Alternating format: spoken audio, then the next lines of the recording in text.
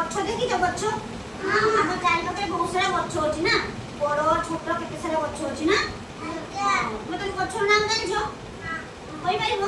କୁହ ନା କିଛି ଗଛର ନାମ କହିଲ ଦେଖି, କହିଲ କି କ'ଣ ଜାଣିଛ ଗଛର ନାମ? ହଁ, ପଇଡ଼ ଗଛ ଆଉ ନଡ଼ିଆ ଗଛ। ହଁ, ସେଇ ପଇଡ଼ ଗଛଟା ନଡ଼ିଆ ଗଛ।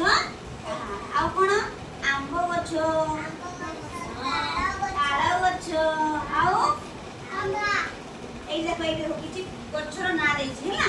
ଏଇଠି ଦେଖି କହିଲ ଛୁଆମାନେ ଏଇଟା କ'ଣ ଗଛ? ଏଇଟା ହଉଛି ଆମ୍ବ ଗଛ। ଏଇଟା ଆମ୍ବ କିଏ ଅଛି ନା ଚିତ୍ର ଅଛି ନା। ଏଇଟା କ'ଣ ଗଛ? ପଣସ ଗଛ। ଏଇଟା କ'ଣ ଗଛ? ଅଶ୍ୱତ୍ଥ ଗଛ। ତାର ବହୁତ ବଡ଼ ଗଛ ହୁଏ ନା। ଏଇଟା କ'ଣ ଗଛ? ଏଇଟା ଏଇଟା ଏଇଟା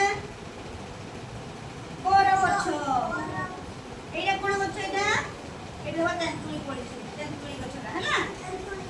ଏଇଟା କ'ଣ ଗଛ? ଏଇଟା କ'ଣ ଫଳିଛି ଦେଖିଲ? ଏଇଟା କ'ଣ ଫଳିଛି ସବୁ ଲାଲି ଲାଲି କ'ଣ ଫଳିଛି? ଡାଳିମ୍ବ।